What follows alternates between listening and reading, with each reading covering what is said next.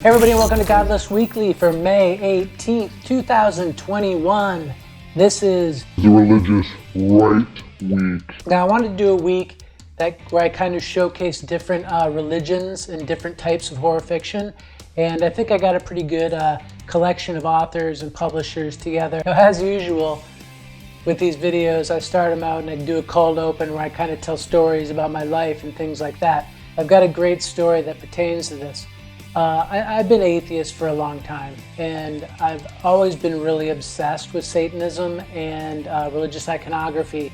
Like if you look at my first book, it's an inverted crucifix. I'm obsessed with crucifixes, and I'm obsessed with pentagrams and things that represent the occult and represent religions and things like that, just because it's something that I really, really love and always have. When I was in high school, I did an article for the Severna Park High School newspaper, and it was about Satanism. And this was during the height of the satanic panic in the mid to late 80s. So I did this article, and I really wasn't getting a whole lot of information about, Satanists in the area. So I went out to the smokers court at our school. We had a smokers court. You could actually go in high school and go to this little area that was kind of outside, and everyone was smoking. So I talked to all the metal kids and shit, and they were telling me about all the 666 house and all this stuff. I never verified anything. So I wrote this article about Satanism around Severna Park, Maryland, and Annapolis and Baltimore. And I talked about the 666 house, and I made up all this shit about animal sacrifices and stuff like that. And it went to the newspaper, and it was really well received, and people couldn't believe it, The head of the newspaper committee was this teacher named Mrs. Susak, I believe. I could be wrong about that, but she was an English teacher.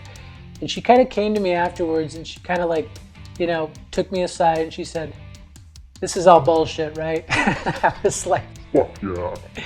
And I knew at that point I wasn't meant to be a reporter, because my talents were much better served writing fiction and making shit up, especially stuff about Satanism and the occult and weird shit like that. Any news on Satan? What have you heard? What do you know about Satan?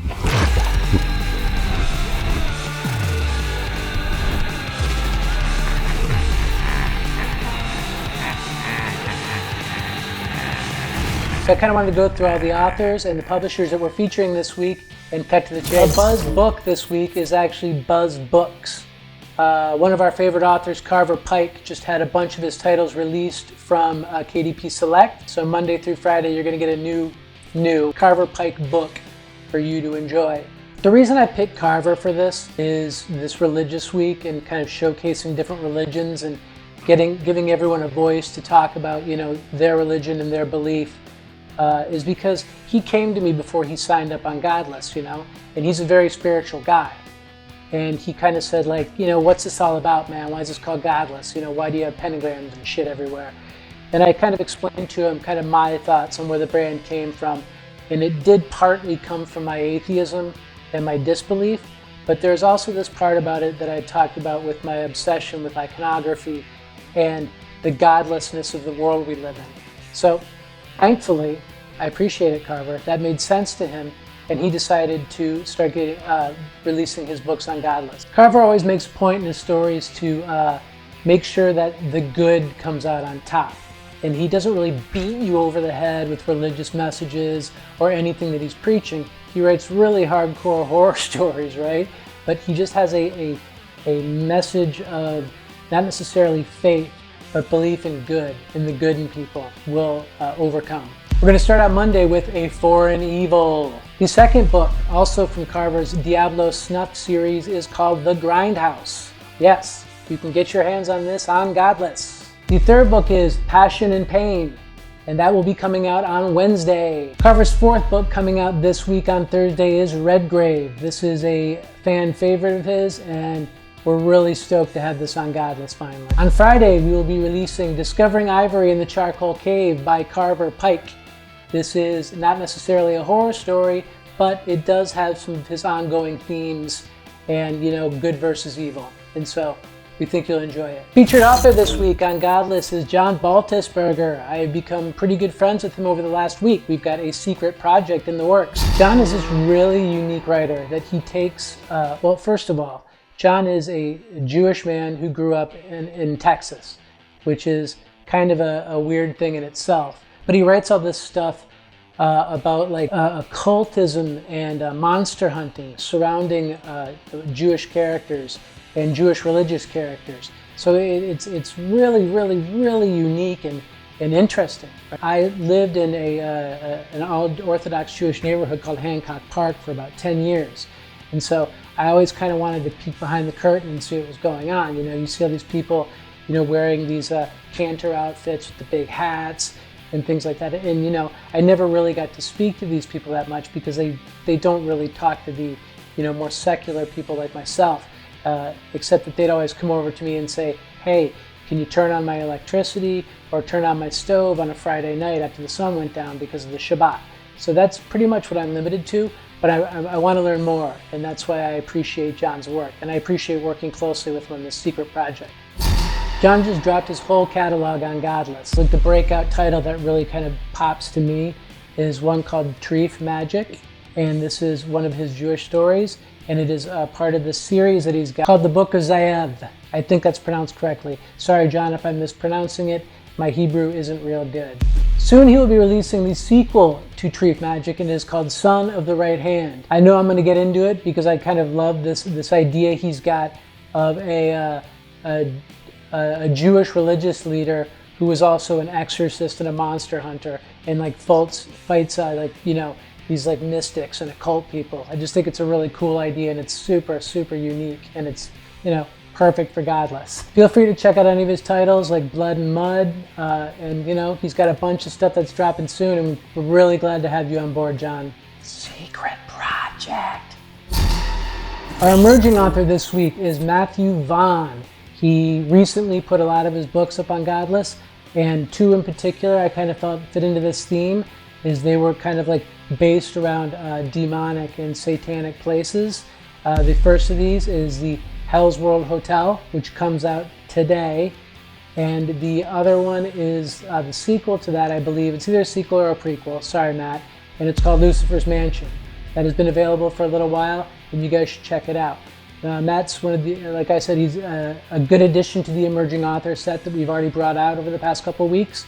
And I think you're really going to enjoy his work. Our featured publisher this week is Madness Heart Press. This is a publishing company that is owned by our favorite new guy, John Baltisberger, and they have a ton of new stuff coming out. And if you take a look at their authors and the stuff that they're starting to post on Godless, like right now, you're going to be blown away.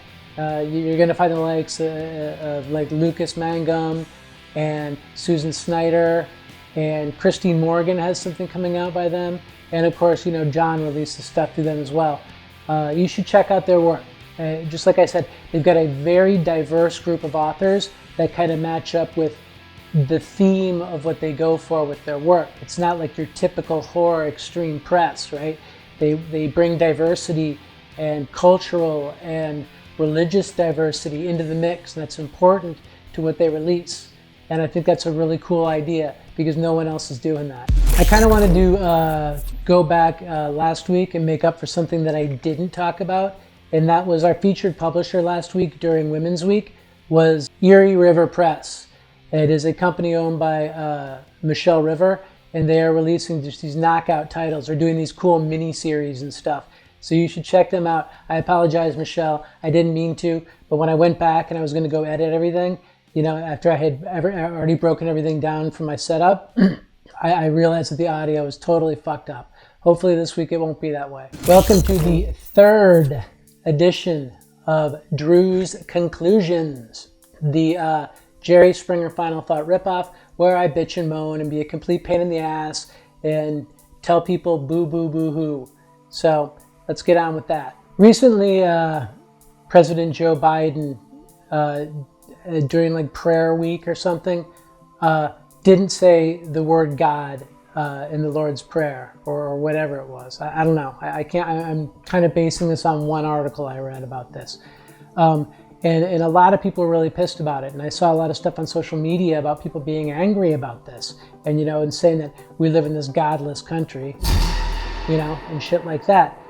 And I don't think that was the point of why he did it. I'm not condoning or, giving the finger to the president. Of course not. I think that he did it because the God that most people talk about, especially in America, is the Christian God. And Christians don't make up the whole fucking population, you guys, right? You got people like me who are non-believers, bordering on Satanists. You got people like Carver, who is, a very spiritual person, but he doesn't want to beat you over the head with religion. You've got people like John, who is, a Jewish author, and he might take offense to people saying God in the country where he grew up and where he lives in, right? I mean, it only makes sense to me, and I don't want to kick around your God or tell you that your religion is bullshit or anything like that. I've been in a relationship. I'm engaged to someone that I've known a good portion of my life. She's very spiritual, and I, as you know, am not. And when we first reconnected after not seeing each other for like 20 some odd years, I went at her very combatively, and I would joke around about how shitty Christian rock music was and things like that. And it got to a point where I realized that I was being very hurtful and shitty, because that's not what I believe, and that's not what I think people should act on shit like that. You shouldn't make fun of anyone else's belief. People should be able to believe in what they want, and especially in America. And I don't think that when Biden did that, it was like no communist socialism and freaking no God in this country and shit like that. I don't think that was it at all. I mean, I'm pretty sure. I think his point is that we all don't worship the same God, right? I mean, my publisher, Bloodbound Books, both guys are very spiritual, And when I come at them with these fucking whack ideas like, my upcoming The Satanic Diet, and send it to Mark, he's just like, dude, I'm not going to publish this trash, you fucking idiot. And he's not censoring me, but he's making a joke about that, like, this is fucking stupid. I mean, wait till he actually reads it to see how fucking stupid this thing is. Essentially, the conceit is that you got to sell your soul to the devil to lose weight. But it's silly, and I learned from this article that I wrote, that I talked about in the Cold Open, about Satanism in America and in Severna Park, Maryland, that I had always loved to make fun of Satanism in general. Even though when I was really young, I thought it was cool, that Satanism was cool, but I've always liked to make fun of it, and make light out of it. And that's why I think I wrote that article even at that age. It was kind of like, this is a fucking joke, man. If anyone believes this, they're ridiculous. And people did believe it. People were coming up to me afterwards and they're like, dude, this is crazy, man. Is this true? This is scary? And I was like, totally, bro. I heard it from the guys in the smoker store. But my point is that you shouldn't make fun of what anyone else believes. We live in a country where we have this luxury to believe whatever we want. And, horror isn't limited to these death metal dudes in black shirts and long hair who fucking worship Satan, man. That's bullshit. That's bullshit. We've got all these writers who believe all these different things and, feel these different ways about things. And we should all appreciate that. And as a community, really support that, because we don't want shit to be all the same, man. I think what John is doing is astounding. I think that it's such a cool idea, especially since I spent so much time immersed in this Jewish community, this very Orthodox community, where I was looked at as an outsider, and I understood that. And, I gave them their room and tried to help them when they needed their lights turned on and shit like that. And I tried to really understand the religion, even though I don't believe, it's not that I don't believe in being a good person, and it's not that I don't believe in being open to hearing about these different religions. Writing has always been about expressing yourself. And if it means expressing your belief to some point, that's awesome. Look at someone like Carver, who expresses his personal spirituality and faith in a totally different way that you wouldn't expect. You know, think about what John does, and he takes this lore of Judaism and processes it through a horror writer's mind. It's awesome. And you know, think about someone like Matt Vaughn, who's writing these stories that are based around good versus evil, which is the most classic basis for, you know, scripture and, you know, horror writing in general. It's the basics of what we all want to read and learn about, you know. I know I write this series, this fucking Scumbags series that I came up with that several other authors are participating in. And I know I write it from the perspective of the devil is essentially the good guy. That's not really it, right? It's about these people who are really fucking shitty and they're getting punished by the devil. Like I have been the past couple weeks, I just want everyone to kind of respect everyone in the community and look out for everyone. You know, it doesn't matter what your religion is. And don't go after the president because he's not saying God in his like prayer or pledge of allegiance or whatever the fuck it was. I don't care. Does it really fucking mean that much to you? Seriously, that all these other people are offended by your fucking God? You know, it's like, we don't want it in our face, man. So I'm cool with that. I'm cool with him doing whatever the fuck he's gonna do. He's the president, right? And on top of that, it's like, do we need all this bitching and fucking caustic fucking bullshit going on social media where people are like, he didn't say the Lord's name. You know, it's fucked up. I'm sorry, Carver. I didn't mean to bring you into this fucking rant, dude, because I know how you feel about it. But I think it's about more than just the Christian God. And everyone needs to really kind of think about that. And also, Godless isn't about fucking Satanism or disbelief in general. It's about me building a brand about my obsession with good versus evil and the godlessness of our planet and all these things, and kind of wrapping it into a brand and kind of like spitting it out to the horror community and giving people a way where they can say whatever they want. So if Godless means it's a representation of the horror community and horror writing in general, I think that's a good thing, because it is about these horrible things. That's what horror is, right? It's about horrible things. So they're very godless things. They're very hard to believe. Hey man, you hear the new Slayer album?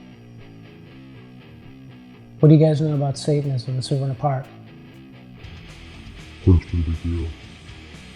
No? You know anything about the 666 house?